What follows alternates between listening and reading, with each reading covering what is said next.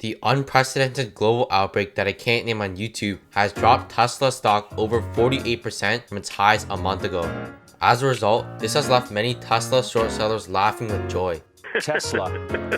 With the short interest jumping back to the high 20s, it's safe to say that the short sellers are back.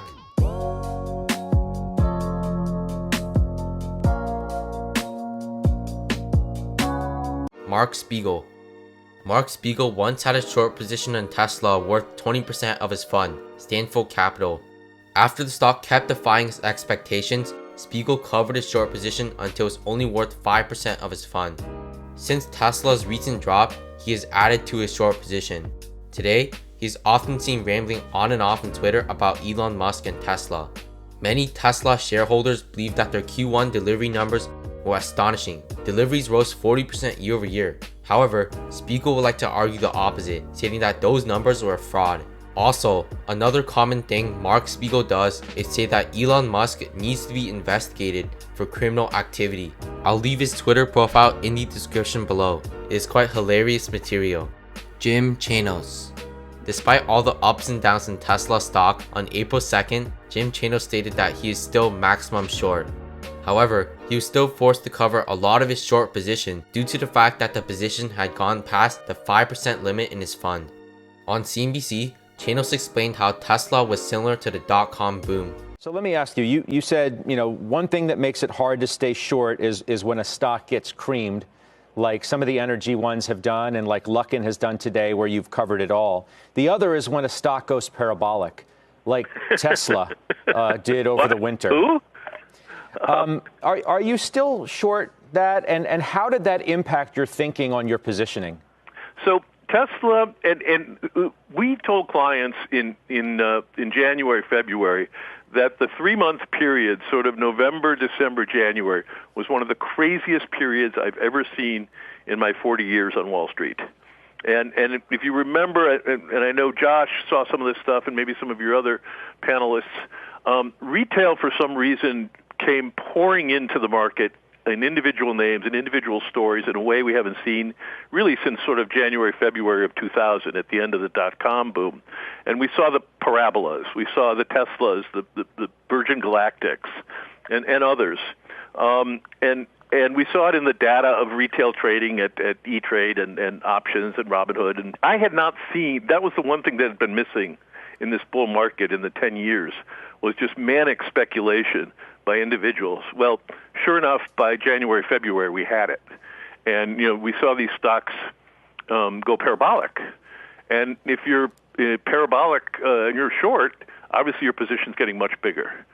So in situations like that, if we like the name, like we like Tesla, we will have to cover some if it goes through our risk parameters, but then we will sell it even back down if we want to keep a maximum position. Again, one of the challenges of the short side is that you get bigger when it goes against you, and you get smaller when it goes your way.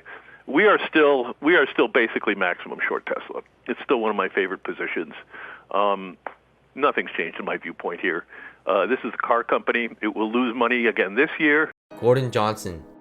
Gordon Johnson is easily one of the rudest Tesla short sellers of them all. Rumors are that he was fired from Vertical Group for his horrible performance. After leaving Vertical Group, Gordon Johnson started his own hedge fund named GOJ Research. Nowadays, Gordon Johnson doesn't seem to appear in the media anymore, for an obvious reason. However, that doesn't stop him from making ridiculous claims. As most of you know, Tesla recently reported 88,400 deliveries in Q1 of 2020. Gordon claimed that this is the exact opposite of a super growth or growth company. Tesla clearly has a demand problem. After walking analyst estimates down from 93,000 on Friday to 80,000 this past Monday, Tesla reported 1Q20 deliveries yesterday of 88,400, leading many to claim victory, with some even saying Tesla crushed the 1Q20 delivery estimate. He continued to say that despite its China factory being fully functional for the share of 1Q20, its Model Y all-wheel drive and Model Y all-wheel performance cars being available for purchase, as well as the introduction of 6 other new car variants from the third quarter of 2018 to the first quarter of 2020, Tesla's total cars sold grew from 83,700 to just 88,400, or up 5.5%. First of all, I just want to say, Gordon, if you're watching this, it's pretty clear that you're just trying to convince yourself at this point. Why did you choose specifically the third quarter of 2018 rather than the first quarter of 2019? We all know that the vehicle business is cyclical, so it doesn't make any sense to compare the third quarter of 2018 with the first quarter of 2020. Gordon continues to say that Tesla is currently valued at $98 billion versus $59.5 billion for Volkswagen, despite the fact that Volkswagen sold 10.5 million cars last year versus 367,500 for Tesla. Tesla needs to see exponential growth to justify this valuation. We see 1Q20 as the exact opposite of that. Numbers don't lie, and as we've stressed, Tesla has a bulging demand problem. Wow, I've never read a statement with this much misinformation packed into just a few sentences. Tesla does not have a demand problem. In the first quarter of 2020, Tesla produced 102,000 vehicles and delivered 88,000 vehicles. That brings around 14,000 vehicles not delivered yet. With the 102 to 88 production to delivery ratio, there clearly is not a demand problem. Also, how is Tesla not a growth company when deliveries increased 42% year over year despite a global outbreak occurring right now? If you want to debate Gordon, I'll have his Twitter account linked in the comment section below. As of now, nobody is commenting on his Twitter posts, so I'm sure he will see your reply. David Einhorn. David Einhorn's fund, Greenlight Capital, continues to fail as time goes on. Unlike the other short sellers on this list who have benefited from Tesla stock's recent drop, Einhorn's other holdings in Tesla's competitors have dropped far more than Tesla has. Einhorn's second largest position in his portfolio, General Motors, used to make up $225 million of his portfolio. Today, that position is worth under $112 million, marking a total loss of over $113 million in General Motors since the fourth quarter of 2019. The funny thing about Einhorn is that he actually owns a Tesla Model S, yet somehow owns GM stock and shorts Tesla stock. This type of logic clearly displays Einhorn's horrible investment strategies. On January 21st, Einhorn reported that he had also added to his Netflix short position, and Netflix stock is up 7% since then, due to the global outbreak I can't talk about on YouTube. Einhorn's largest position, Green Brick Partners, is down close to 50% since the fourth quarter in 2019, marking a loss of close to $130 million. He is especially famous for the following clip. Hi, good morning. It's like the 11 a.m. US Open match. Let's get this thing started. I'd like to remind everybody that the ideas I'm about to present are existing positions in our portfolio. We may change our positions at any time. Today, I'd like to talk about planes, trains, and automobiles. Let's start with automobiles. Napoleon once said, "Never interrupt your enemy when he's making a mistake." So I won't. Just watch the screen.